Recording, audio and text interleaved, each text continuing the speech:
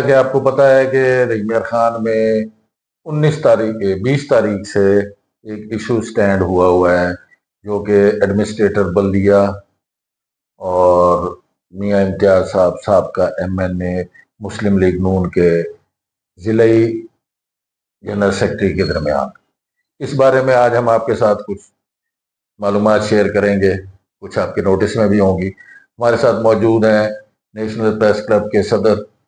فیاض محمود صاحب۔ جی فیاض صاحب، کیا کہیں گے آج کی پروگرام؟ بہت شکریہ فیصل صاحب۔ ایک برننگ ایشو چل رہا ہے رحیم خان میں، اور رحیم خان کی عوام جو اس وقت ان دو معاملات پر گاہے بگاہے اپڈیٹ لینا چاہ رہی ہے، اور ہر کسی سے وہ رابطہ کرنے کی کوشش کر رہے ہوتے ہیں، چاہے وہ میڈیا والا ہو، چاہے وہ اخبار والا ہو، دوسرا پرنٹ میڈیا، الیکٹرانک میڈیا یا عام آدمی، دکاندار، سب یہ ڈسکس کر رہے ہیں۔ مارکیٹ میں جہاں بھی جاتے ہیں یہ ڈسکس ہو رہا ہے کہ عرفان انور صاحب جو کہ ایڈمنسٹریٹر ہیں بلدیہ میں، ان کا اور مسلم لیگ نون کے سابق MNA، پارلیمانی سیکرٹری بھی رہے ہیں، جنرل سیکرٹری بھی، موجودہ جنرل سیکرٹری ہیں، ضلعی جنرل سیکرٹری ہیں، میاں امتیاز احمد صاحب، ان کے مابین ایسی کون سی جنگ چھڑ گئی ہے، ایسے کون سے معاملات سامنے آئے ہیں کہ مقدمات تک بات چلی گئی ہے، لڑائی جھگڑا، ہاتھا پائی یا گالی گلوچ جو بھی ہے واٹس ایور، یہ سارے معاملات زبان زد عام ہیں۔ بہت سارے لوگ مختلف رائے قائم کر رہے ہیں، مطلب جو تاجر طبقہ ہے وہ متاثرین اس وقت کاؤنٹ ہو رہے ہیں، کیونکہ جب سے عرفان صاحب آئے ہیں تو رحیم خان شہر میں انکروچمنٹ کے حوالے سے بہت سارے کام ہوئے،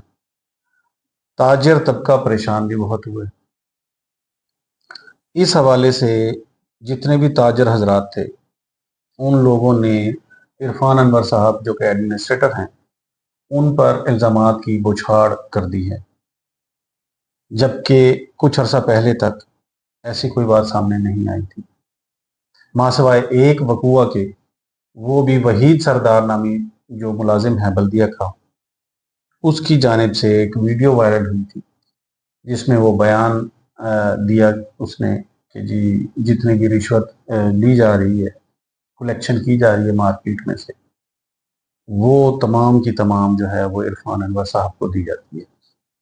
یہ ایک ثبوت کے طور پر ویڈیو وائرل کی گئی، اور پھر اس کا اینٹی کرپشن میں مقدمہ بھی درج ہوا۔ وہی سردار صاحب اینٹی کرپشن انکوائریاں بھگت کر جیل سے بھی ہو آئے، لیکن اس مقدمے میں عرفان انور صاحب کا بھی نام شامل کیا گیا تھا۔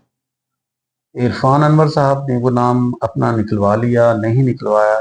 اس حوالے سے اب کوئی اپڈیٹ نہیں ہے، لیکن انہیں کوئی اس طرح کی سزا نہیں سنائی گئی۔ اب موجودہ یہ صورتحال سامنے آئی ہے کہ جی تاجر حضرات اور مختلف سوسائٹیز کے لوگ اپنے اپنے مسائل لے کر میاں امتیاز صاحب کی طرف گئے۔ میاں امتیاز صاحب نے انہیں عرفان انور صاحب کی طرف ریفر کیا کہ آپ لوگ وہاں جائیں، میں انہیں فون کر دیتا ہوں، وہ آپ کا کام کر دیں گے یا آپ کے مسائل حل کر دیں گے۔ تو میاں صاحب گھر میں ہی رہے اور وہ لوگ وہاں ان کے آفس چلے گئے۔ وہ کافی دیر وہاں بیٹھے رہے، عرفان صاحب اپنے آفس میں موجود تھے، ان کے پاس اور بھی لوگ بیٹھے ہوئے تھے،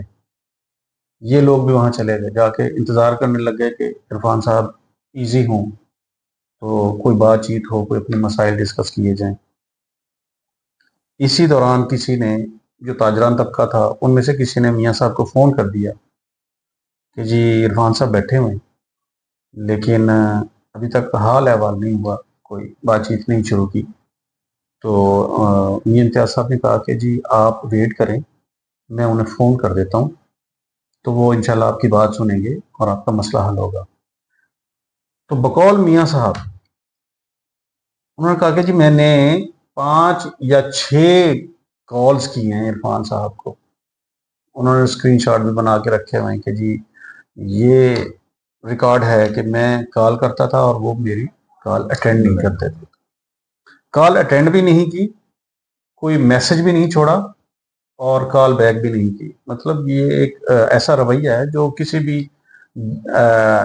ब्यूरोक्रेट को जेब नहीं देता, वो एक अवामी सीट पर मौजूद हैं, तो उन्हें सियासतदान हों, ताजर तबके के कोई लीडर हों,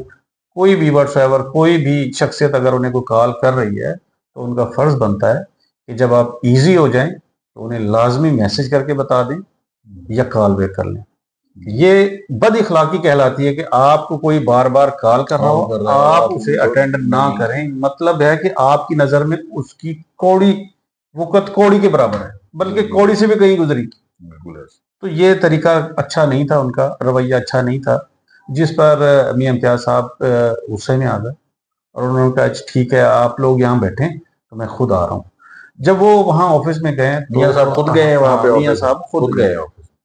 अपने यानी दोस्तों के साथ, कारकुनान के साथ, जो उनके साथ ज्यादातर होते हैं, सही, उनके साथ वो वहाँ ऑफिस चले गए। ऑफिस जाकर फिर उन्होंने जैसे इंटर हुए तो फिर उन्होंने शिकवा किया कि इरफान साहब आप वो बहुत बड़े वो हो गए हैं कि आप हमारी जो यानी कि अवामी वोटों से मुंतखब होते रहे हैं और लोग उनके पास मसाइल लेकर आते हैं, अगर लोग डायरेक्ट आपकी तरफ आते हैं तो आपके ऑफिस के बाहर तो चौकीदार खड़ा हुआ है, वो उन्हें अंदर नहीं जाने देता, वो लोग मजबूरन हमारी तरफ आते हैं, फिर हम उनको आपकी तरफ भेजते हैं ताकि हमारी कॉल पर या हमारे मैसेज पर आप उनकी बात सुनकर कम से कम उनके मसाइल हल कर दें। मगर ऐसा नहीं हो रहा है, मैं बार बार आपको कॉल कर रहा हूँ और आप मेरी कॉल अटेंड नहीं कर रहे, जवाब देना भी गवारा नहीं कर रहे। तो इस बात पर दोनों जानिब से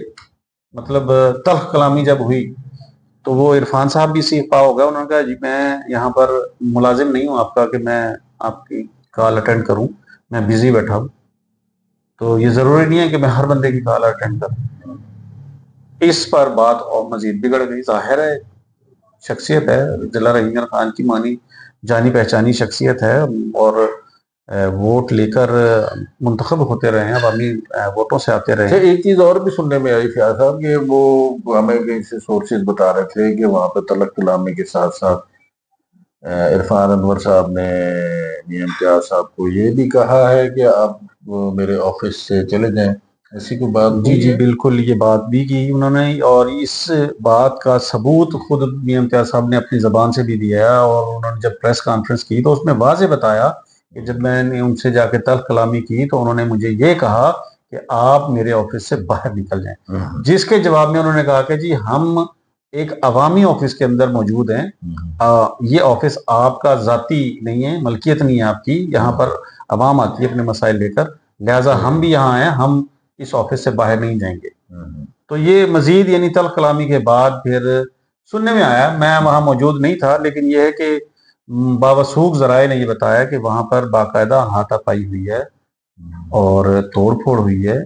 जबकि मियां साहब तरदीद कर रहे हैं कि ऐसी मियां साहब ने अपनी तरदीद की है कि कोई हाथापाई नहीं। प्रेस कॉन्फ्रेंस में उन्होंने ये कहा है कि ऐसी कोई बात नहीं हुई, सिर्फ तल्ख कलामी हुई। लेकिन मुझे एक चीज नहीं समझ आई फयाज भाई, की बात आपकी काट रहे हैं कि ऑल ऑफ सडन जब ये ताजरान के साथ मामलात हो रहे थे, वो मैडम वजीर आला मरियम नवाज शरीफ साहबा की जो इंक्रोचमेंट की मुहिम थी वो चल रही थी, उस टाइम सारा शहर इन्होंने साफ किया, टोटली इंक्रोचमेंट खत्म करवाई, सारे सियासतदानों ने और उसके अलावा ताजर बरादरी ने बड़े मुश्किल लम्हात गुजारे, लेकिन फिर भी इस मुहिम को सपोर्ट किया। बिल्कुल। लेकिन अब ऑल ऑफ सडन ऐसा क्या हो गया कि मामला परसों तक चले गए, एफआईआर होगी एक दूसरे पे, क्या मामला है? इस हवाले से भी बड़ी दिलचस्प मालूमात मौसूल हो रही हैं कि बहुत सारे ताजर और बहुत सारे अवामी जो रखते हैं, हौनों रखते हैं, वो मतलब मालूमात रखते हैं, मार्केट में बैठते हैं, उठते बैठते हैं, कारोबारी लोगों से उनके रवाबित होते हैं, वहाँ से ये बात सामने आ रही है कि 1 साल होने को है तकरीबन, या 1 साल हो चुका है, इरफान अनवर साहब इस सीट पर मौजूद हैं और उन्होंने इंक्रोचमेंट के खिलाफ बहुत सारी कार्रवाइयाँ की हैं। बिल्कुल ऐसे ही है। अच्छा, और इन कार्रवाइयों में ताजर तबका को बहुत सा नुकसान भी उठाना पड़ा। बिल्कुल ऐसे ही है। छोटे दुकानदार हों, बड़े दुकानदार हों, नुकसान भी उठाना पड़ा।